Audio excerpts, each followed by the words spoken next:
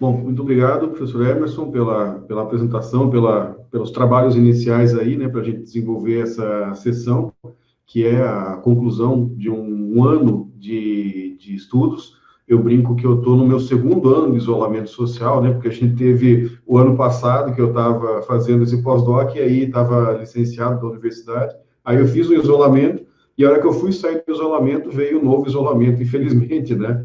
Eu estou indo aí para um ano e meio de isolamento social, mas o importante aí são os resultados, né, que a gente tem para apresentar e para colocar também em debate, em discussão com todo mundo. Então, eu vou começar a fazer a transmissão aqui. Se houver algum problema, vocês, por favor, me avisem, mas eu acho que a tela vai desaparecer para mim, né? A tela aqui do Meet vai desaparecer para mim. Então, se houver algum problema, por favor, me avise, ou Emerson, por favor, me avise pelo áudio daí, que aí eu escuto e se houver algum problema, eu tento consertar, ok? Vamos lá.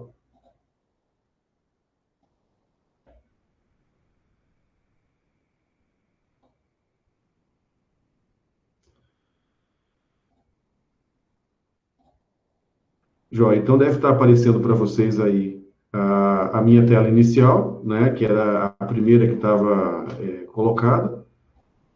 Eu tô com áudio? Sim. Tá ok o áudio? Então, tudo bem. Vamos lá, então. É, Bom, então, eu queria começar fazendo alguns agradecimentos, né, que são bastante significativos, bastante importantes para mim.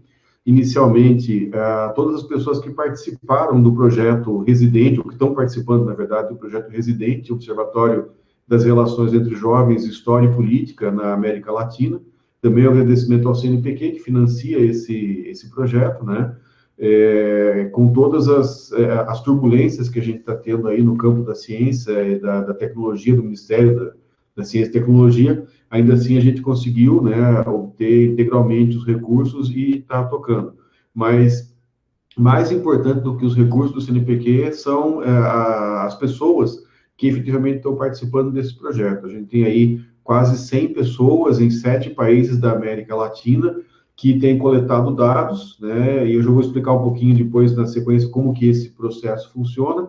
Mas se não fossem essas pessoas, né, que estão participando do projeto, seria impossível estar apresentando hoje esses resultados do pós-doc.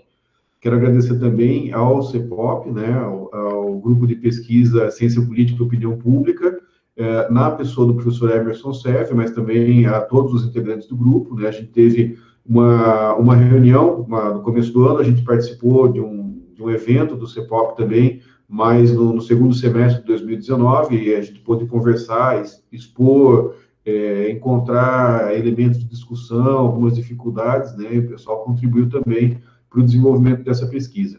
Eu quero agradecer também ao Departamento de História da UEPG, que tornou possível aí a minha liberação, o meu afastamento para poder fazer esse pós-doutorado, e especialmente na pessoa da professora Janaína de Paula, que foi quem, né, nós compartilhamos a responsabilidade por um eixo de disciplinas no curso, e foi a pessoa que se propôs, né, caso não houvesse substituto, a assumir minhas aulas, e efetivamente ela foi a pessoa que garantiu que eu pudesse ter essa liberação. Felizmente a gente teve contratação, né, de professores temporários e que supriram a minha vaga. Então, meu agradecimento ao DEIS e à professora Janaína.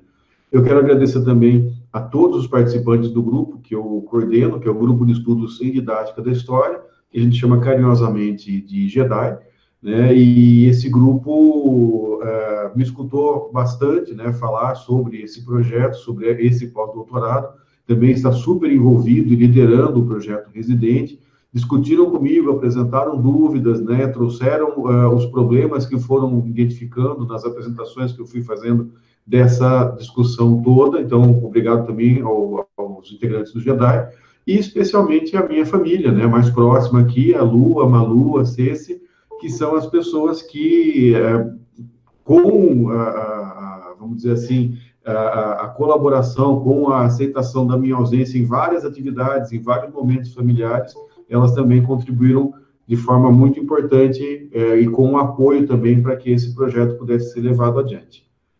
Eu vou passar, então, para o desenvolvimento da pesquisa propriamente dita, né, e quero dar aqui uma visão geral de como que vai ser essa apresentação. Primeiramente, eu vou falar sobre um dos aspectos que tomou aí quase que o meu primeiro semestre todo do pós-doutorado, que foram os estudos sobre cultura política e cultura histórica. A dimensão da cultura histórica eu já tenho, né, para mim, um pouco mais clara, porque é com o que eu tenho trabalhado nos últimos anos, nas minhas pesquisas, na minha produção, nas minhas discussões, e nesse pós-doutorado o que eu fiz foi aprofundar o conhecimento que as leituras, né, algumas atividades em relação ao conceito de cultura política e esse trabalho de procurar encontrar as conexões entre uma categoria e outra, para que a gente pudesse também desenvolver vamos dizer assim, um olhar, uma ferramenta para poder encontrar os pontos de análise que fossem comuns entre essas duas esferas da vida humana. Então, eu vou fazer uma primeira apresentação com um aspecto conceitual da pesquisa, que foi traduzida na produção de um artigo científico que foi submetido para publicação. O segundo ponto dessa apresentação vai ser a análise e a discussão dos resultados empíricos, quer dizer, um segundo momento importante desse trabalho foi a construção não só da base de dados, no qual foi fundamental a participação de todas as pessoas que trabalham no projeto Residente. Então, essa parte metodológica da pesquisa, ela foi a construção dessa base de dados, e essa construção permitiu que nós construíssemos uma metodologia para definir as posições políticas dos estudantes que responderam ao questionário. Eu vou entrar um pouquinho mais na sequência, no detalhe de como que isso se constituiu, mas para que a gente possa ter isso agora em mente, para entender o que é esse momento, a gente fez a construção de um instrumento de pesquisa, um questionário fechado, né, baseado na escala Likert, que teve a colaboração para ser pensado, para ser concebido, para ser estabelecido, avaliado, testado, por todas as pessoas que participam do projeto Residente desde 2018. Então, a minha parte na análise desse material, ao longo de 2019, no pós-doutorado, foi tentar transformar isso em uma ferramenta metodológica que me permitisse diferenciar os posicionamentos políticos dos estudantes que responderam a esse questionário. Então, no segundo momento, eu vou tentar explicar como que foi feito isso, né, e como foi que a gente chegou a um resultado fundamental, que é o estabelecimento de uma bússola política.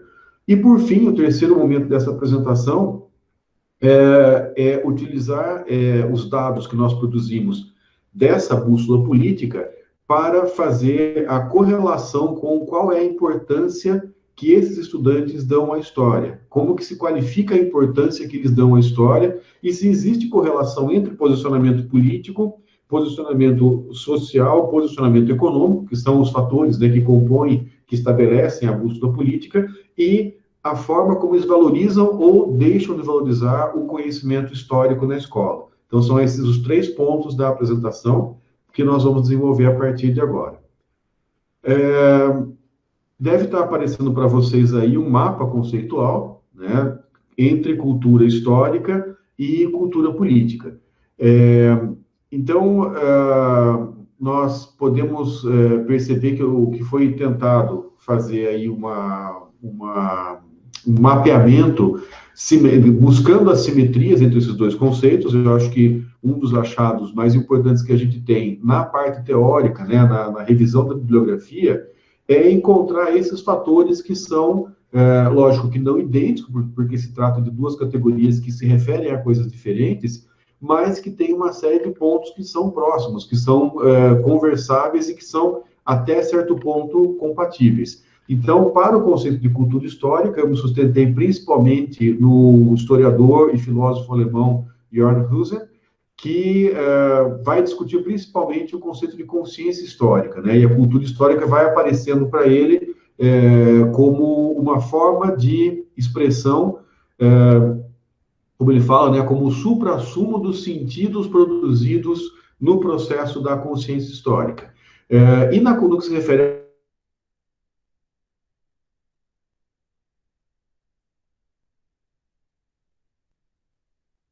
à cultura cívica, né, e ele vai estudar, que é uma proposta de estudo das questões que se referem à democracia, cultura política, em 5 países. É um livro dos anos 60, que é, vamos dizer assim, o clássico que estabelece não só não que ele vai criar o conceito, né, mas ele vai dar a forma contemporânea desse conceito para a discussão nos 50 anos posteriores, 60 anos posteriores a essa obra, e vai fazer, talvez, um dos primeiros grandes estudos que vão buscar esse conceito. Logicamente, qualquer um dos dois é condicionado pelo momento em que surge, pelo lugar em que surge.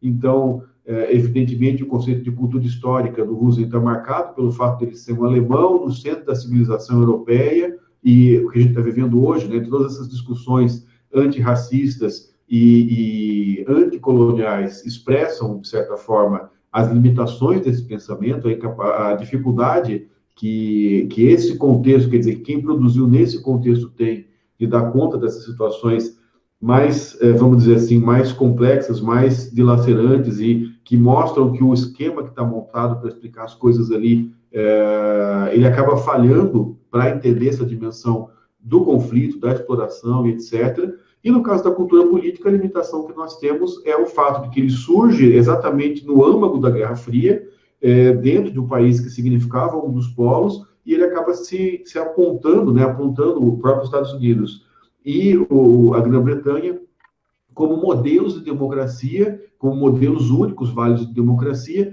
e os outros países tentando entendê-los como eles se diferenciavam do conceito correto, do conceito ideal, do que eles chamam de cultura cívica, que seria uma forma de cultura política que é efetivamente compatível com a democracia.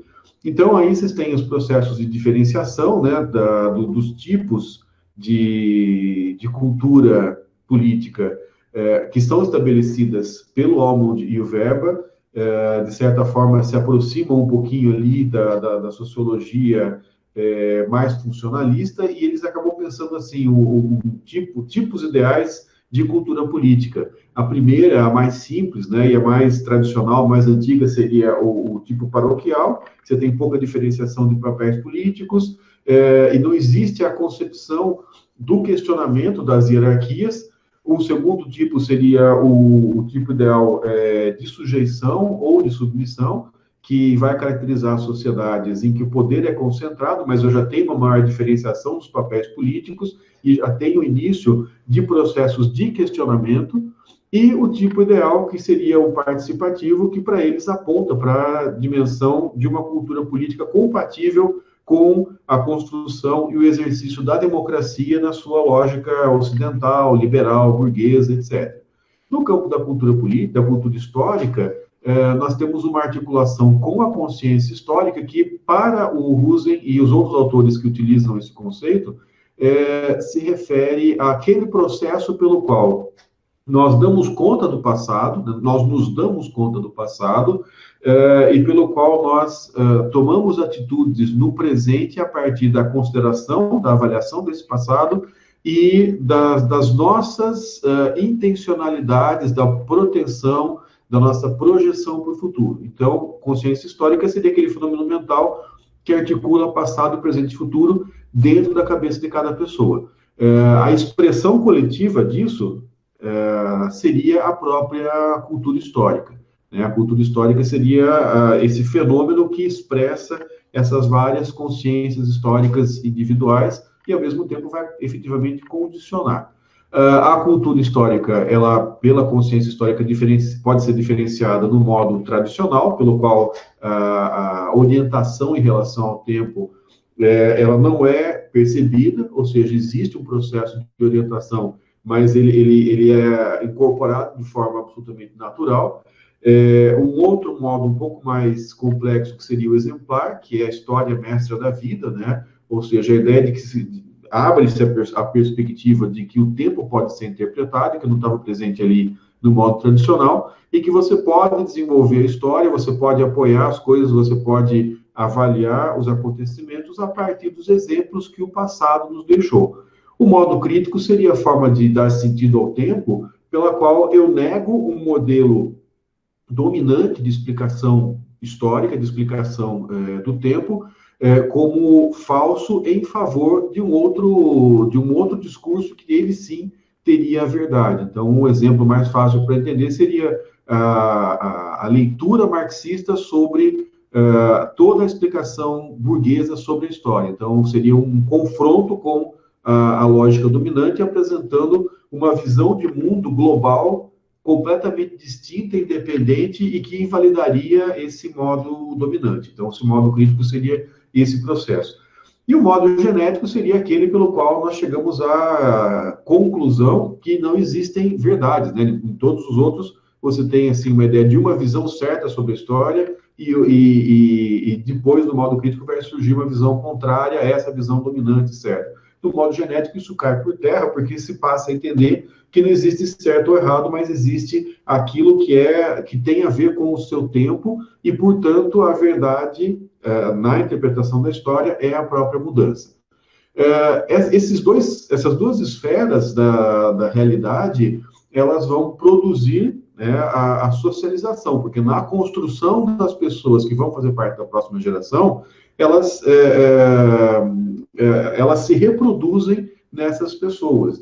Lógico que não obrigatoriamente de uma forma tranquila, mas essa vivência cultural vai formando as outras pessoas. E essa socialização é aquilo que, a princípio, vai fornecer orientação política e orientação temporal. A orientação política vai acontecer em 3 instâncias, né? Que seria a afetiva, quer dizer, gostar do sistema, ter uma relação de afetividade ou de rejeição, enfim, uma relação afetiva com o sistema político, com o funcionamento do sistema político, uma esfera cognitiva, que tem a ver com conhecimento sobre o sistema político, e uma avaliativa que tem a ver com a síntese, né, entre cognitivo e afetivo, no processo de julgar os acontecimentos políticos como corretos, incorretos, ideais, não ideais, e decidir, né, fazer um processo de decisão em relação às várias alternativas. A orientação temporal, por sua vez, que é produzida pela cultura histórica, pela consciência histórica, ela também tem uma divisão, ou 3 esferas, que são compatíveis com as esferas lá da política, porque nós teríamos uma esfera estética, ou seja, quais são os elementos em torno do gostar da história com a qual eu tenho relação, ou do rejeitar, do não gostar. Um dado cognitivo, que é o quanto que eu conheço efetivamente sobre as representações do tempo para utilizar, e uma esfera política, que é na qual eu tomo decisões para agir em relação ao tempo. Então, esses seriam, né, vamos dizer assim, os 2 conceitos fundamentais com os quais a gente está trabalhando nessa pesquisa. Identidade social, uma coisa que está marcada ali como o quadrinho mais importante, porque do ponto de vista que nós desenvolvemos ao longo desse estudo, a identidade social é o elo que articula uma coisa e outra, né? A cultura histórica produz socialização, produz orientação, mas o que ela principalmente produz é uma determinada identidade social. E a cultura política vai ser baseada nessa identidade social. Então, a partir do ponto que eu estabeleço quem sou, né, como eu sou, que tipo de relações eu tenho, que tipo de potencialidades eu tenho, a partir de uma visão retrospectiva e prospectiva sobre o tempo, eu também tenho vamos dizer assim, um ponto de partida a partir do qual eu me posiciono no mundo da política, no mundo das esferas nas quais as decisões coletivas são tomadas. Ok? Então, passando para frente, na nossa apresentação, eu preciso falar algumas coisinhas sobre o projeto Residente, de onde saem esses dados, né? Bom, como que essa amostra foi estabelecida? Primeiro, a lógica de colaboração que nós estabelecemos com os membros da pesquisa, que são, como eu falei, quase 100 pessoas em 7 países da América Latina, é a perspectiva do Ubuntu, quer dizer, eu sou porque nós somos, ou, dizendo de outras formas, eu me beneficio porque todos se beneficiam. Então, a ideia é a seguinte: foi montar um grupo de pesquisadores com uma intervenção voluntária, no sentido de que esses pesquisadores construiriam a pesquisa ou colaborariam no processo de construção, tanto de desenho da amostra quanto de constituição do próprio instrumento, conseguiriam esses dados e, em troca, receberiam algum treinamento, né, para a utilização para a concepção do método quantitativo e a utilização de ferramentas de informática para o funcionamento da análise a partir desses dados quantitativos que foram levantados. Então, a contribuição é participar da construção da pesquisa e do levantamento de dados, e o que se recebe em troca é o apoio para o desenvolvimento de uma habilidade de análise e o apoio para a produção científica também, a partir dos próprios interesses que foram adicionados ao projeto no momento de concepção do instrumento de pesquisa. Nós decidimos trabalhar com jovens estudantes, né, em quatro tipos de escola, de 15 ou 16 anos. E essas escolas seriam escola pública central, escola pública de periferia, e escola privada empresarial e escola privada confessional. E nós tivemos os grupos de educação de jovens e adultos em escolas públicas, que são jovens e adultos, né, necessariamente mais velhos, portanto, como um grupo que a gente vai utilizar para fazer comparações com esse universo de jovens de 15 ou 16 anos. Nós chegamos a 3.900 questionários respondidos. Desses 3.790, se eu não estou errando aí nas dezenas, são dados que a gente tem condições de utilizar no momento, né? Você tem uma certa quantidade que chegou mais no final, e a gente ainda está terminando de fazer a consistência desses dados para poder incorporar a amostra. Então, eu estou trabalhando com a amostra do que foi coletado entre abril e setembro, e aí tem uma última contribuição que entrou da cidade de Foz do Iguaçu, que não está considerada nessa apresentação que eu estou fazendo hoje. As perguntas que foram feitas nesse questionário são 35 questões que se desdobram em 260 marcações, quer dizer, 260 respostas que os alunos vão ter que fazer, envolvem principalmente aprendizagem histórica, cultura histórica e cultura política. Aí vocês têm um pequeno desenho de como que é a distribuição dessa amostra, a estratificação por região e por estado desse projeto. Então, a gente percebe, né, que tem uma presença muito grande de dois estados, que é o Paraná e a Bahia. Portanto, essa amostra ela ficou uma amostra desbalanceada, né? A gente tem aí vários estados que têm pequenas contribuições e dois estados que têm uma contribuição muito grande dentro da amostra.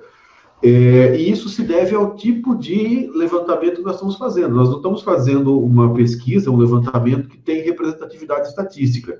Como a gente utilizou aquela lógica voluntária do Ubuntu, a gente só pode contar com pesquisadores que se voluntariaram para participar. E a gente valoriza muito isso, né? Isso não é uma limitação, isso estabelece um universo e as conclusões que a gente vai construir servem para esse universo e, de alguma forma, a gente pode testar e imaginar até que ponto isso se refere a outras realidades também. Então, na medida que a gente faça coletas desse mesmo material em outros lugares, ainda que seja num outro momento histórico, não tão diferente do que ele foi coletado, a gente verifica até que ponto, né, se tem uma variação tão grande em relação a esse grupo que nós estabelecemos. Mas esse grupo, ele se mostra bastante significativo para as reflexões que a gente vai estabelecer, não é uma amostra frágil, né?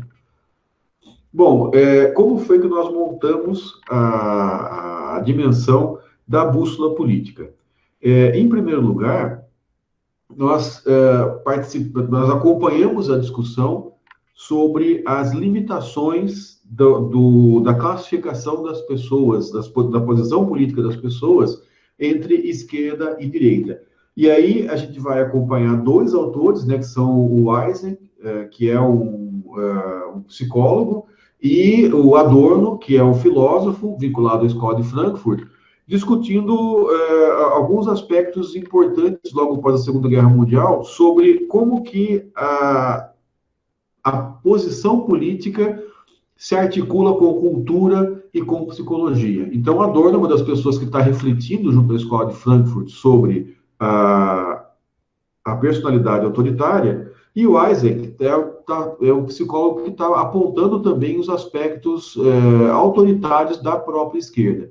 Esses autores eles vão, enfim, ter o desenvolvimento de uma discussão que vai apontar, junto com, né, isso é um processo de desenvolvimento de 20 anos, de várias possibilidades de tentar estabelecer posicionamento político não mais unidimensional, em uma linha de esquerda ou direita, mas numa lógica bidimensional que procurasse articular alguns aspectos que, na verdade, se desagregam. Então, eu não posso, por exemplo, associar esquerda com autoritarismo ou direita com autoritarismo. Né? Eu tenho que conseguir, eu tenho que entender, eu tenho que aceitar que há uma posição de esquerda que pode ser autoritária, que pode ser democrática, e uma posição política de direita que pode ser autoritária ou que pode ser democrática. Então, foi estabelecido essa bússola política, né, baseada nessa discussão, principalmente do Isaac e do Adorno, que procura entender um eixo horizontal, né, um eixo, portanto, X, que teria como extremos, de um lado, o individualismo total e, do outro lado, uma perspectiva bem mais coletivista. Então, a posição que expressaria esse pensamento seria, no individualismo, né, a posição neoliberal, e, no outro extremo, a posição comunista. Então, esse eixo, ele estabeleceria as questões que se referem principalmente à dimensão econômica, embora a gente vá chamar isso aí, esse eixo vai acabar sendo chamado de eixo esquerda-direita, até porque a gente tem aí uma posição em que o comunismo está lá na esquerda e o neoliberalismo está lá na direita, mas sempre que a gente falar aqui de esquerda e direita, nós estamos chamando de esquerda e direita as questões econômicas, né? As questões econômicas de direita são as mais individualistas, mais voltadas ao livre mercado, né, etc., e as posições de esquerda, em termos econômicos, são as que consideram mais a coletividade do que o individualismo. Então, uma presença, não exatamente do Estado, mas das demandas coletivas públicas acima das demandas individuais. E o outro eixo, né, o eixo vertical, o eixo Y, ele vai fazer uma diferenciação, né? Quanto mais eu estou para a parte de cima, mais eu verifico um posicionamento autoritário. Então, o autoritarismo máximo seria lá no alto fascismo. E, na outra ponta, o autoritarismo zero mínimo seria, ou nenhum, né, seria o anarquismo. Lógico, no aspecto intermediário aí eu teria, né, não necessariamente fascista, mas se eu não estou no extremo, eu tenho uma tendência autoritária, e se eu estou no outro eixo, eu tenho, na outra parte, né, na parte inferior do eixo, eu tenho uma posição que é democrática, se eu não estou no extremo, né, desse eixo. Então, a partir do estabelecimento desse conceito, é que se foi desenvolver um instrumento que permitisse captar isso entre os estudantes. Esse instrumento, na verdade, ele já existe, né? Ele se chama Political Compass, que é um teste, ou bússola política, que é um teste que muita gente faz na internet, é mantido por um grupo britânico, né, que é uma ONG que está associada a questões de democracia, de participação democrática, e eles mantêm esse site na internet, e o que nós fizemos foi adaptar a metodologia deles para o nosso estudo. Então, nós captamos, né, as questões que estão presentes lá na bússola política, adaptamos algumas e fizemos a seleção. A gente não usa todas as questões, que eu tenho que considerar que eu não só tenho outras questões que o instrumento vai utilizar, como eu não posso ter questões demais, porque se trata de alunos do ensino médio que tem uma paciência que chega, né, a um limite. Eu posso dizer que, pela quantidade de perguntas que a gente fez, a gente testou esses limites, né? A gente esgarçou esse limite da paciência do estudante do ensino médio, que é o estudante adolescente, ali rumo à juventude. Então, a gente não usou todas as questões da bússola política, a gente selecionou algumas que a gente achou que fariam mais sentido. É interessante estabelecer que, como nós arbitramos que negativo, né, economicamente de esquerda e positivo é economicamente de direita, estou falando aí do eixo X, então a gente teve que dar algumas respostas, nós temos que dar a algumas respostas um tratamento diferente. Por exemplo, a questão ali, a terra não deveria ser uma mercadoria para ser comprada e vendida. Ora, se eu concordo com essa afirmação, e, portanto, vou ter uma resposta que vai ser positiva, quer dizer, nós transformamos discordo totalmente em -2, discordo em -1, sou indiferente em 0, concordo em 1 e concordo totalmente em 2. Então, se eu concordo totalmente, minha resposta vai ser 2 e ela é positiva, mas eu convencionei na escala do eixo X que positivo é direito. Então, o que a gente fez? Multiplicou por -1 para inverter numericamente essa resposta. Quer dizer, eu continuo respeitando o que a pessoa disse, né, o que o participante da pesquisa disse, só que eu vou fazer uma inversão numérica para poder deixar todas as respostas no mesmo sentido, né, na mesma lógica do eixo, para daí fazer a média. E aí a gente tem a outra questão ali, que as questões que formam o outro eixo, que seria, a gente pode dizer assim, o eixo social, ainda que ele seja social e político, né? Então você tem, por exemplo, é impossível ser moral sem ser religioso, ninguém pode se sentir naturalmente homossexual, olho por olho, dente por dente, quer dizer, coisas que têm mais a ver com a dimensão sociopolítica da vida das pessoas para quem a gente está perguntando, para quem a gente está fazendo essas questões. Bom, o resultado que nós encontramos foi esse que está aí.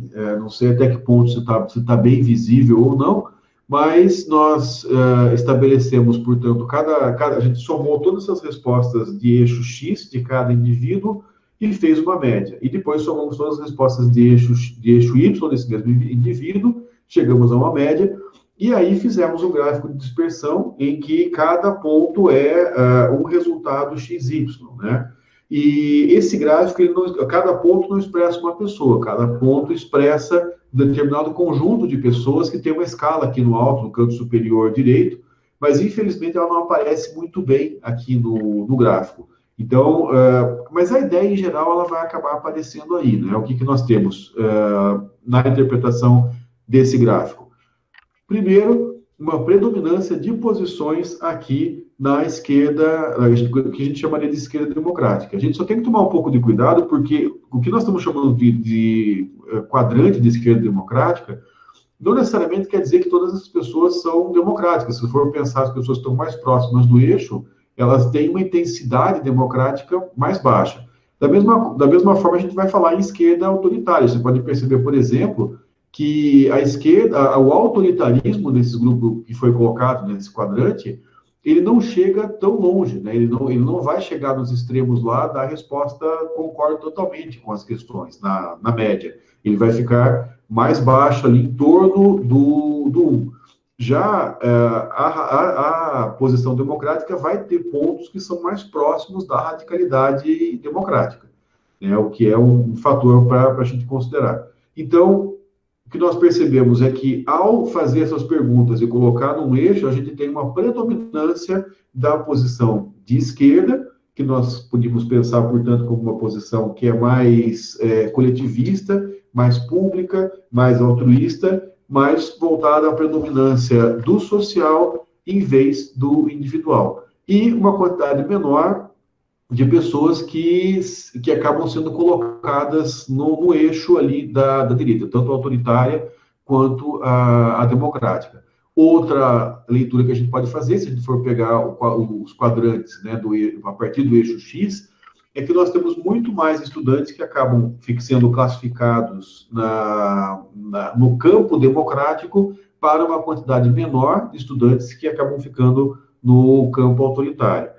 Nós percebemos outra coisa, né, que eles se concentram em torno do eixo, né, do cruzamento dos eixos XY, quer dizer, a mancha aí da dispersão, ela está muito mais próxima desse cruzamento dos eixos, e, portanto, esses estudantes gravitam em torno do centro da discussão. E, além disso, nós temos a ausência, ou quase praticamente a ausência, de extremismos, ou seja, eu tenho muito poucas médias que ficaram lá próximas ao 2. As que se aproximam um pouco mais do 2 são as que estão no campo da democracia e, portanto, da liberdade, né? Então, são mais radicalmente democráticas. No campo do autoritarismo, eu praticamente tenho aí uma grande ausência nos estratos nas respostas mais afirmativas, mais radicais em termos autoritários. Então, não deixa de ser alguma coisa de estímulo aí, de esperança para a gente. Bom, a distribuição dessas posições em termos percentuais são essas que vocês estão vendo aí. Os intermediários que aparecem nessa tabela, na verdade, são aquelas médias que acabaram ficando em cima do eixo. Então, eu tenho o quadrante, que vai reunir todo mundo que é diferente de zero, né, tanto num eixo quanto no outro. As pessoas que ficaram em cima do zero, elas vão ser os intermediários. Então, alguém que é neutro politicamente, mas, sei lá, ficou ali com alguma posição à direita economicamente. E por aí vai, né? As 4 combinações possíveis entre neutro alguma coisa e politicamente de direita, neutro economicamente, politicamente de esquerda, e por aí vai na composição. O que a gente conclui? Também uma conclusão, né, que na verdade não é uma conclusão, mas é uma nova hipótese, que é a seguinte: essa distribuição não é a expressão da autorrepresentação dos indivíduos, mas do cálculo que a pesquisa fez, que nós fizemos, a partir das respostas que os indivíduos deram para a gente. Se eu for perguntar para esse estudante que ficou no quadrante de esquerda democrática, não necessariamente, quer dizer, se ele for uma pessoa que está envolvida de alguma forma no debate político, não necessariamente ela vai dizer que ela é de esquerda democrática. Ela pode falar que não, ela pode falar que ela é de centro, ela pode falar que ela é de direita, porque o que nós acabamos percebendo, né, em segundo lugar, é que a definição de direita e esquerda ela pode se dar muito mais pelos aspectos afetivos vamos dizer assim, estéticos, do que pelos aspectos cognitivos e políticos, efetivamente. Então, por exemplo, eu tenho muito menos gente na realidade, é a percepção, na verdade a gente teria que fazer uma outra pesquisa sobre isso, né? Mas a nossa percepção com professores que estão ali atuando no ensino médio, acompanhando ou formando professores do ensino médio, a gente percebe muito mais fraco esse discurso de esquerda democrática. Mas isso pode ser explicado por outras coisas. Às vezes o aluno fala que ele é de direita porque ele não gosta de feministas, e feministas são o comunismo. Ou ele é de direita porque ele não gosta de Raul Seixas, e Raul Seixas é o comunismo. Raul Seixas quer dizer, você percebe que é uma série de fatores que não são fatores cognitivos, que não são fatores políticos, mas são muito mais fatores afetivos e estéticos, né? Essa é um aspecto que a gente pode explorar para tentar. Essa é uma explicação provisória desse resultado em confronto com o que a gente vê em sala de aula, em que o discurso de direita parece muito mais forte. Então, é uma hipótese, e essa hipótese pode estar se verificando porque nós temos muito mais posicionamentos por identidade do que posicionamentos por questões, por argumentos, efetivamente. Agora, vamos passar para a terceira parte da apresentação. Vocês perceberam que a gente fez a discussão conceitual, a gente fez a discussão metodológica e da construção dos dados, da construção dos resultados. A bússola política, esse gráfico da bússola política que a gente acabou de discutir, é a primeira parte da apresentação desses resultados a partir da metodologia. E agora a gente vai para a análise de resíduos, né, que seria a segunda parte da análise dos resultados. Então, para o pessoal que não tem familiaridade com o campo, com a metodologia quantitativa, entre eles eu mesmo me incluo, né, faço um esforço cotidiano há mais de 10 anos para ir criando essa familiaridade metodológica, mas pensando, né, que principalmente a formação do pessoal em história, em pedagogia, hoje em dia é muito relapsa no que se refere à formação para pesquisa baseada em dados quantitativos, não só para pesquisa, mas também para a leitura desse tipo de dado, né? Ela é muito mais qualitativa, nosso raciocínio é muito mais qualitativo. Então, para tentar suprir isso aí, eu faço essa pequena introdução. Os resíduos são padronizados, eles são as diferenças entre as respostas estimadas, ou seja, pela distribuição estatística ao acaso, e as respostas observadas. É ali que nós vamos verificar se há alguma significância estatística na distribuição e qual a sua intensidade. Eu costumo explicar isso de uma forma que eu acho que funciona, que é a seguinte, né? Se eu tenho um dado com 6 lados e vou jogar ele 200 vezes, espera-se, né? Eu estimo que eu vou ter uma distribuição mais ou menos de 1/6 dos casos para cada resultado. Agora, isso aí é o que eu vou imaginar que vai acontecer se eu tenho um dado que efetivamente é aleatório, ou seja, que as ocorrências ali, os sorteios efetivamente são aleatórios. Se esse dado for viciado, quer dizer, se ele tiver um lado que é mais pesado, eu vou ter alguma coisa que se diferencia. Então, eu vou poder comparar entre o que seria estimado, o que seria esperado, e o que efetivamente aconteceu. Quer dizer, se eu escapo, né, se eu fujo do resultado esperado, eu posso deduzir que eu tenho um fator que está interferindo nesse resultado. E a lógica aqui é a mesma, né? Nós estamos imaginando, nós estamos partindo do pressuposto de que a posição política interfere sobre a resposta quanto à importância e à utilidade da história.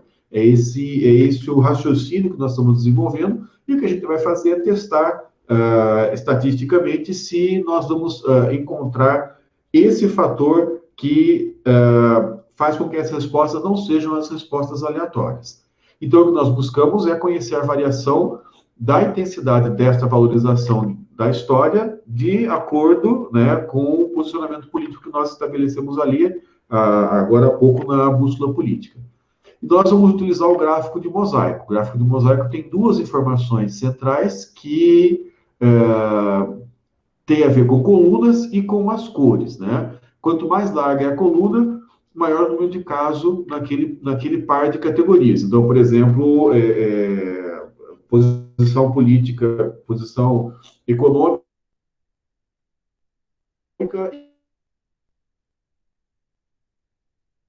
e as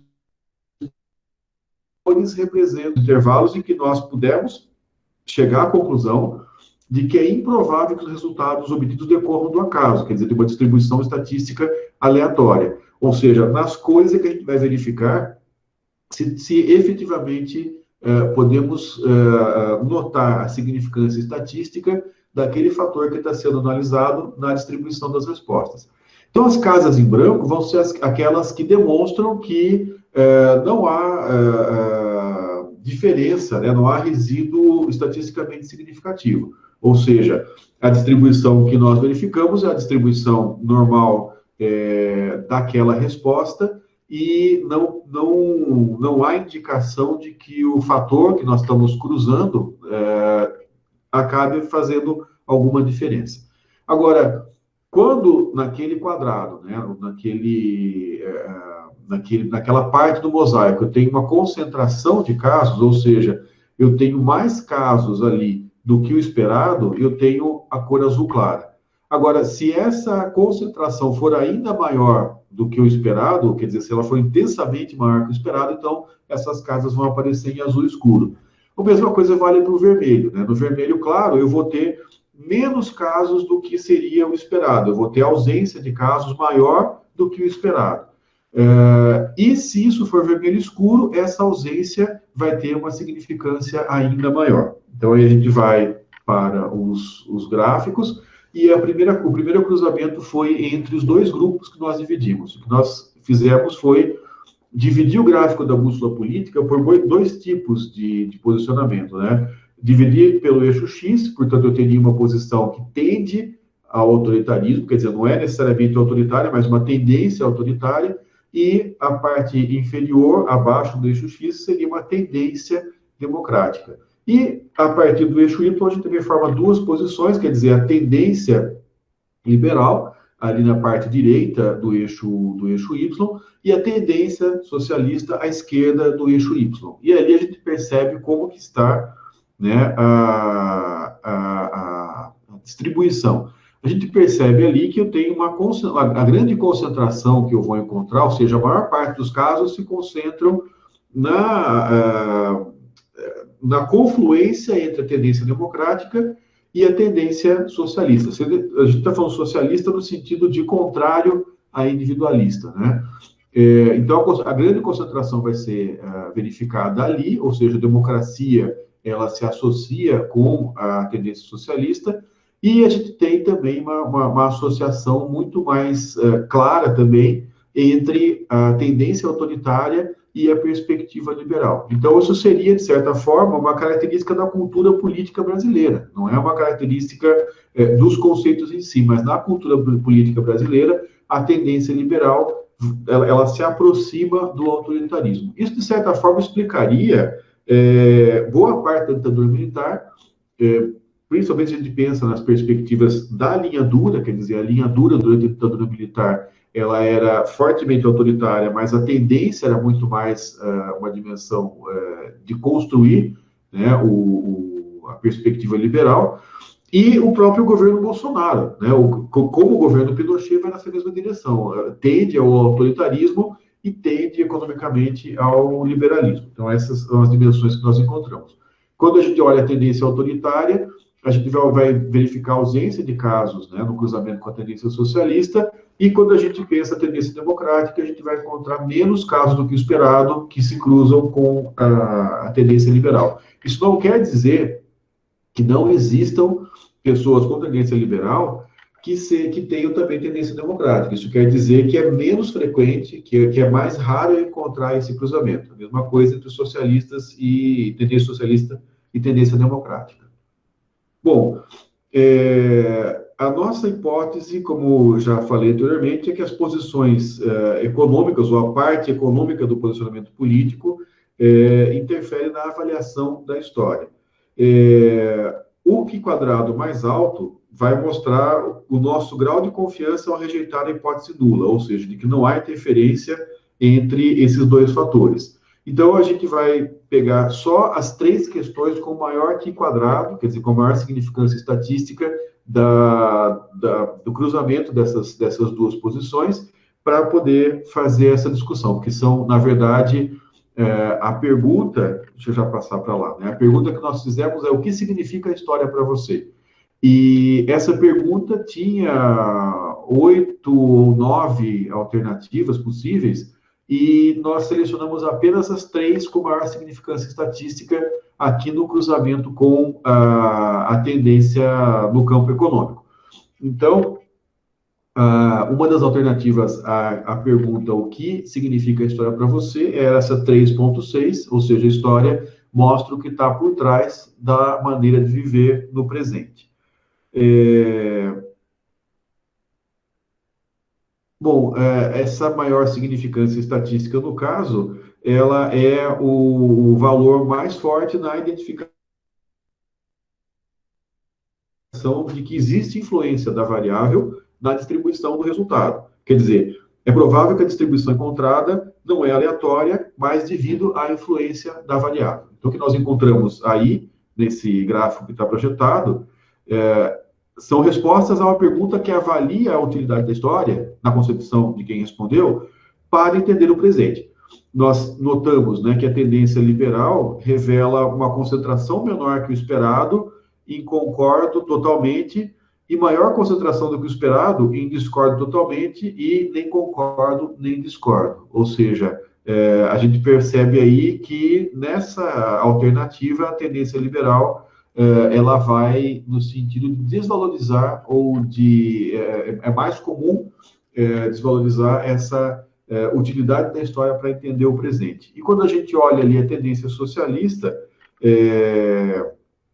a gente vai ter uma distribuição que tende a ser a própria distribuição da amostra, né? Eu não tenho nenhum valor significativo, a não ser, vamos dizer assim, coincide com a distribuição esperada. No gráfico seguinte, nós perguntamos de novo, né, o que significa a história para você, e a alternativa era: a história significa só o material da escola e mais nada. Então, essa foram as respostas em que a gente encontrou a segunda maior significância estatística. A pergunta quer medir o quanto se vê a história como uma mera formalidade curricular e, portanto, uma coisa completamente inútil. Nós percebemos que a tendência liberal revela uma concentração de casos acima do esperado e não concordo nem discordo, concordo e concordo totalmente. Então, a gente percebe essa tendência, né, uma tendência maior dos posicionamentos com o viés liberal em concordar ou em ficar indiferente em relação a essa afirmação. E a tendência socialista, pelo contrário, tem a concentração abaixo da esperada nas mesmas alternativas, em que a tendência liberal tem uma concentração acima da esperada. Então, são posições aí como que de espelho, né? Como o inverso uma da outra. Portanto, a tendência socialista, ela tem um viés de rejeição dessa afirmação, de que a história é uma matéria escolar e nada além disso. Esse outro gráfico quer medir, né, essa pergunta quis medir o quanto se concorda com a ideia de que o conhecimento histórico é irrelevante para a vida do indivíduo. E a gente vai encontrar também o resultado que é consistente com os anteriores, e aqui vai ser o gráfico que a gente teve maior significância estatística, ou seja, o Q quadrado mais alto. Então, a gente percebe ali, né, que a tendência liberal concentra casos acima do esperado, em indiferença e concordância com a ideia. E ausência de casos acima do esperado na opção concordo totalmente. Né? Portanto, o viés é de desvalorização da história. Volto a repetir, gente, isso não quer dizer que a gente não tenha casos, né, de pessoas que apontam a tendência liberal que valorizam a história, mas o que a gente está apontando é que a tendência não é de valorização quando eu encontro a variável do posicionamento de uma tendência liberal. De novo, a tendência socialista é inversa, em que nós vamos encontrar uma concentração de casos acima do esperado em discórdia totalmente, e ausência acima do esperado na indiferença e na concordância com a ideia de que a história é algo que já passou e que não tem nada mais a ver com a minha vida.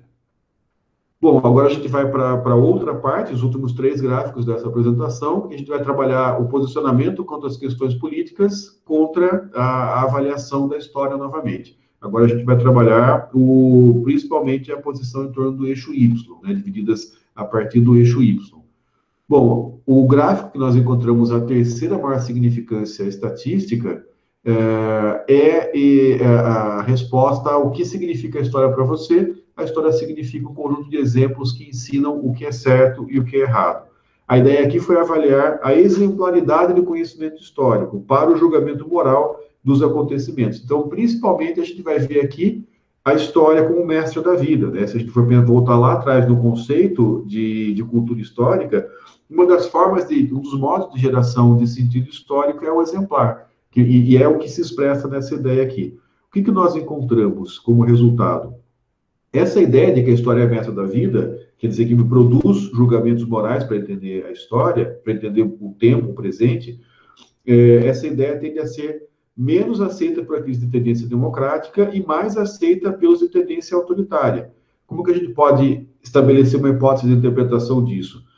A tendência democrática ela vai propiciar uma abordagem mais crítica e vai questionar, afinal de contas, qual que é o critério para estabelecer o que é certo e o que é errado? São acontecimentos do passado? Lidos por quem? Lidos de que modo? Né? Você tem um dos fatores do pensamento democrático é a avaliação crítica dos enunciados.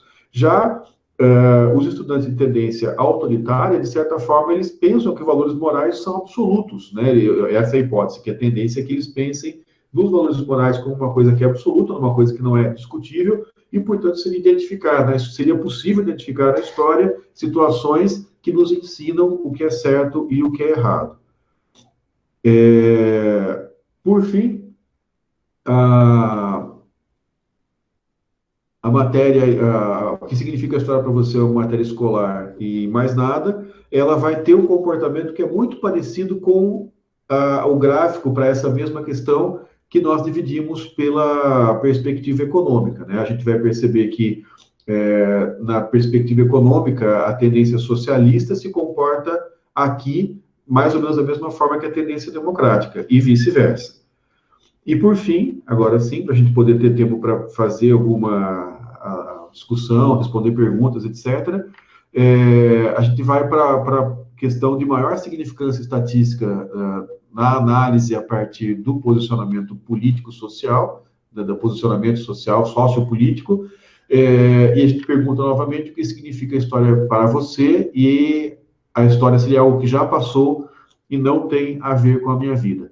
De novo, eu encontro uma coisa muito parecida para essa mesma pergunta quando a gente desagregou o dado pela tendência econômica, né? A tendência democrática tende a rejeitar fortemente essa afirmação de que a história já passou, não tem nada a ver com a vida, e ter ausência de casos em concordo totalmente com essa afirmação, que é o inverso do que a gente encontra na tendência autoritária, né? A tendência autoritária, ela vai concordar mais com a afirmação de que a história tem pouco a ver com a vida dela, portanto, está valorizando menos a história. Chegamos, portanto, às nossas considerações finais, né? A gente pode chegar aí a afirmar isso, de que há uma correlação positiva entre as tendências socialistas e democráticas no pensamento dos jovens e a valorização do conhecimento histórico. Acho que isso abre uma nova pergunta para a gente, quer dizer, é o fato de valorizar o conhecimento histórico que faz com que esses sujeitos sejam socialistas e democráticos. Se for isso, né, o governo Bolsonaro ele está coerente ao tentar fazer tudo que pode para reduzir o campo, a possibilidade, o espaço, o valor das ciências humanas. Ou será que é o contrário, né? Será que, por as pessoas serem socialistas e democráticas, elas vão dar mais valor? Né? O que gera? É a história que gera socialismo e democracia, ou é socialismo e democracia que leva a maior conhecimento histórico? A pergunta, inclusive, pode não fazer sentido, né? Pode ser aquela espécie da pergunta do ovo e da galinha, porque o que está estabelecido é que uma coisa alimenta a outra, de alguma forma. E aí, logicamente, a conclusão final é que nós temos a necessidade de dar sequência e fazer outras análises considerando a bússola política e outras questões do instrumento que tem a ver não só com valorização da história, como com que tipo de relação as pessoas têm com a história, né? Que tipo de relação elas têm com o livro didático de história, como que o posicionamento político tem a ver com a ação política, efetivamente. É uma série de outras questões que o instrumento permite que se faça futuras análises, e eu acho que é isso que fica, né, o convite para que mais pessoas, né, as pessoas que estão envolvidas com o projeto Residente e outras que venham a se agregar, também façam esse encaminhamento. Então, pessoal, basicamente são esses, né, isso não é tudo que a gente fez no pós-doutorado, mas esses são alguns dos dados mais importantes, dos mais significativos que nós encontramos e que a gente está socializando com vocês. E agora a gente pode abrir para a parte da discussão e das perguntas. Muito obrigado. Beleza, Serri, muito obrigado pela apresentação desse relatório final do pós-doc. Então, acho que as pessoas podem digitar ali no chat as perguntas, e aí o Serri pode ir agregando ou selecionando, e enquanto as pessoas fazem isso, eu só queria acrescentar, não acrescentar, mas apenas indicar duas coisas, para além da pesquisa sobre as questões do ensino da história e desse perfil muito específico, né, que é o jovem de 15, 16 anos, os resultados obtidos nesse questionário também tem um papel importante para testar aquela proposta teórica do Almond-Werba, né? E os resultados empíricos mostram que, de fato, você tem uma consistência, né? E que aparece, em especial, naquele primeiro gráfico de resíduos que o professor Serri mostrou, que indica claramente como as duas dimensões elas são consistentes entre si, porque você tem metade do grupo, metade do gráfico com azul forte, e a metade oposta com vermelho forte. Quer dizer, e em grandes quantidades, porque você pode esperar que as significâncias estatísticas vão se dar nas menores quantidades, nas parcelas mais finas do gráfico, né? Quando, na verdade, ali não. Aí se deu em todas elas, em especial nas que são mais numerosas, né? E que, portanto, indica uma consistência razoável dos conceitos apresentados a partir das hipóteses lá do trabalho do Almond-Werba, quando aplicados ao objeto, né, a esse universo que são adolescentes, né, são jovens de 15 a 16 anos. Tem alguma questão?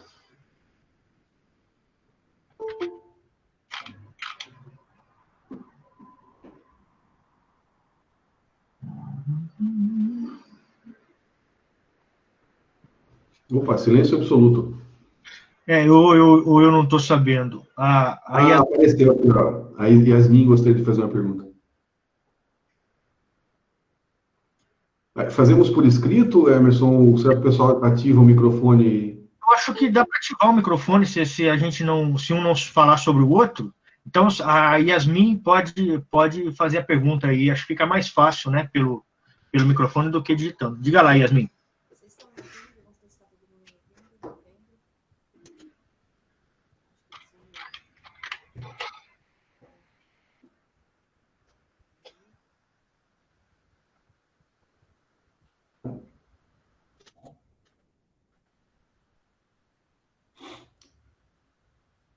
Yasmin, será que ela está digitando ou eu não estou ouvindo? Tem que lembrar de acionar o microfone, Yasmin, ali na barra inferior. Certo. Se quiser Ela fazer... Se quiser... Uhum.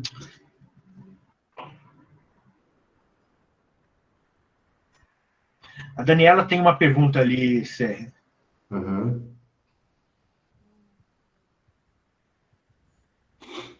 Bom, Daniela, a pergunta é como que a pesquisa quant é aplicada ou recebida na área de pesquisa de história? Isso me lembra uma coisa bem interessante, né?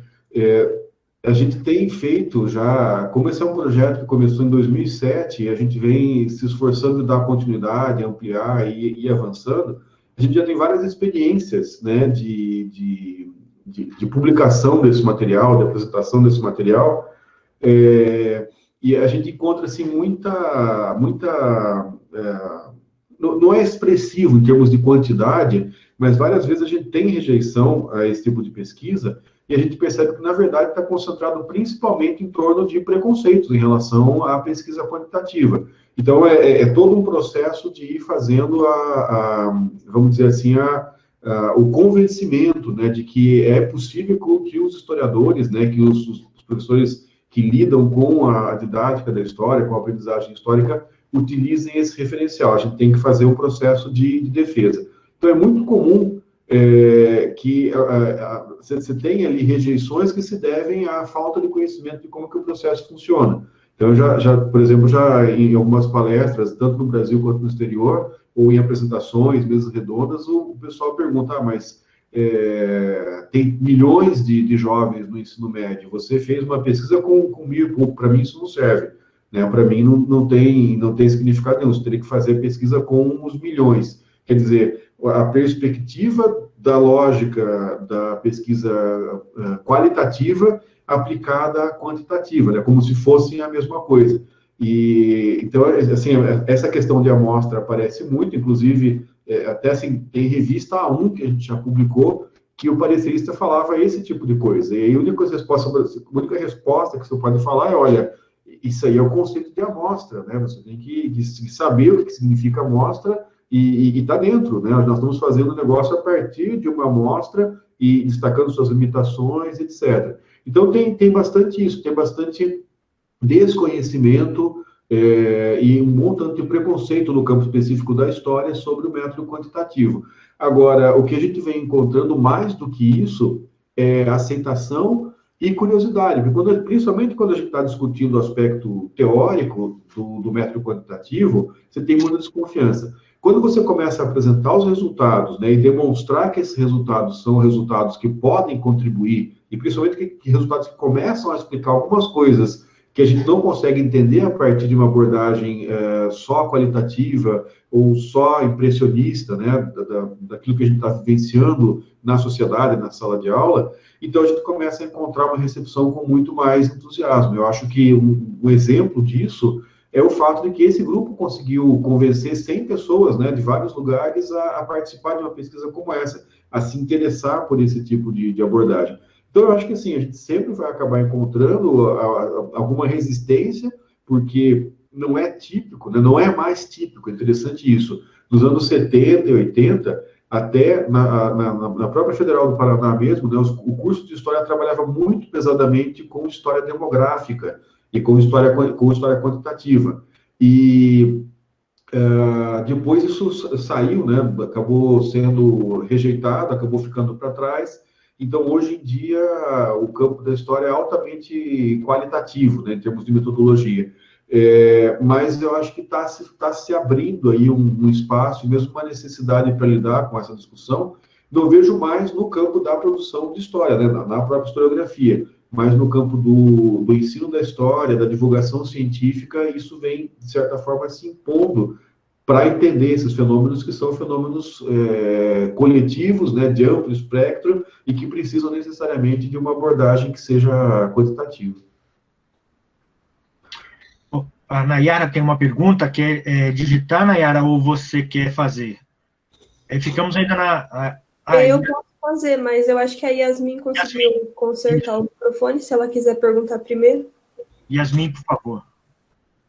Obrigada a todos pela compreensão. Eu gostaria de fazer uma pergunta em relação à influência dos acessos culturais que os jovens têm.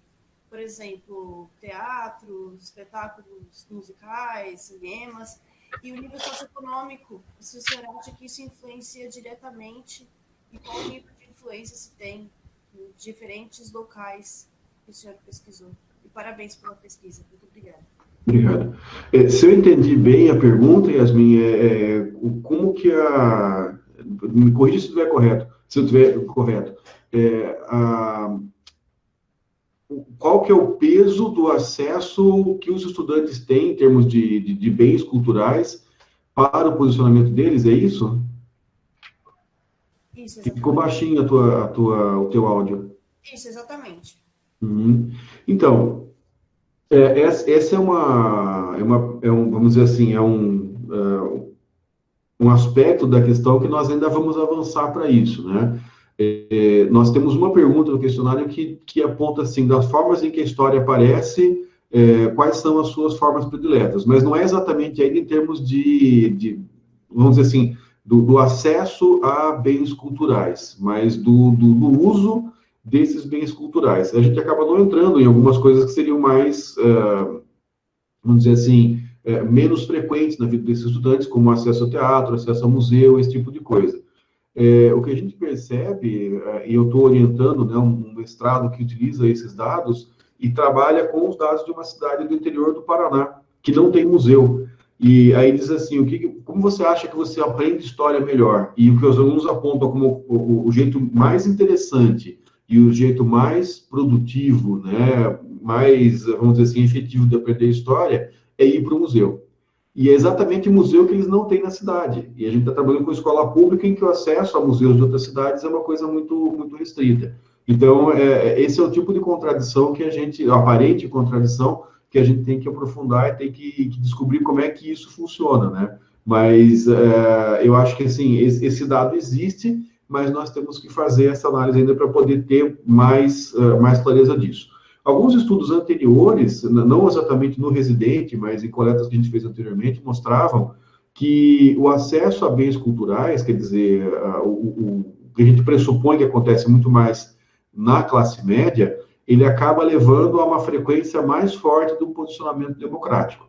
Então, se eu vou procurar, por exemplo, pensamento mais autoritário, eu acabo encontrando com mais frequência nas escolas de periferia, nas escolas em que os alunos, em tese, têm piores condições econômicas. E esse é um fator também para a gente fazer uma reflexão, né? Então, a gente ainda não tem esse dado muito claro, essa informação muito clara, esse dado existe para a gente avaliar, é alguma coisa que a gente deve retomar e avançar na sequência.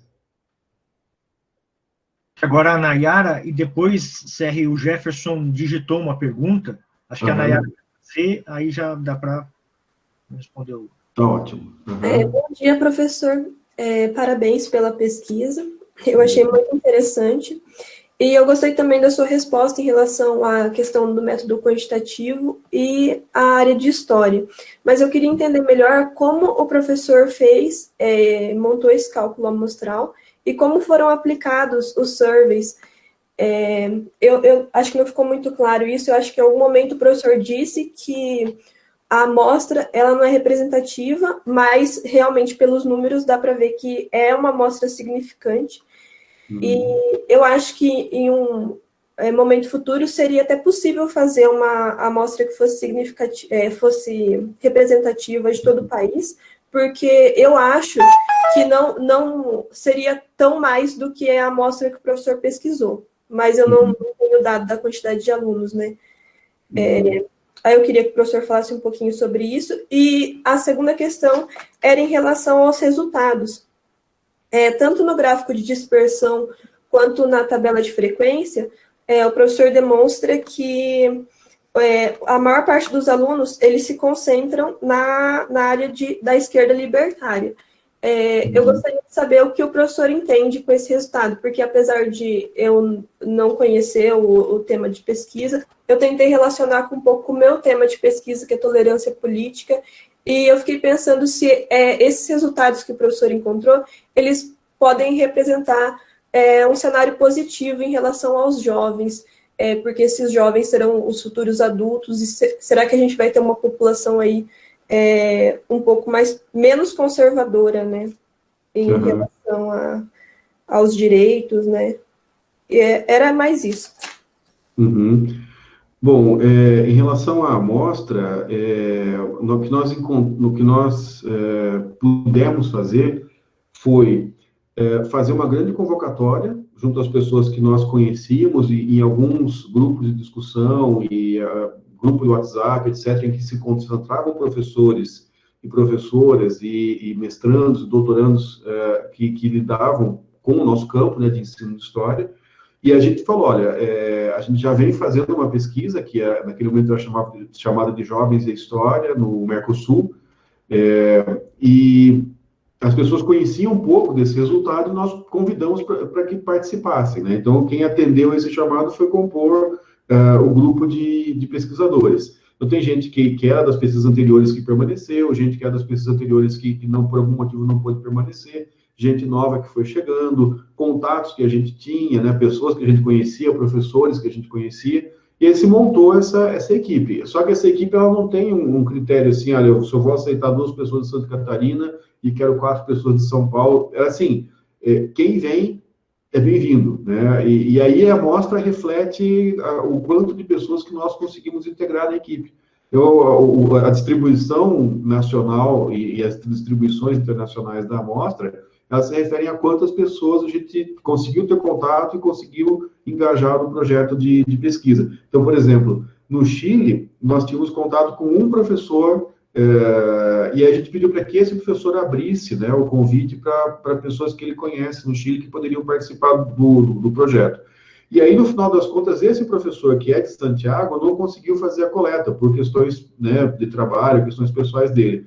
Mas a gente teve um grande levantamento de dados por parte de uma pesquisadora que se engajou de Valparaíso e a rede de contatos que ela tinha em outras regiões, em outras partes do Chile. Então, a gente acabou tendo uma amostra bem legal do Chile. O Chile, acho que tem uns 700 casos, mais ou menos, uma boa parte de Valparaíso, que é uma cidade portuária, uma cidade, né, de importância significativa ali no Chile, e várias outras cidades pequenas ao redor do país.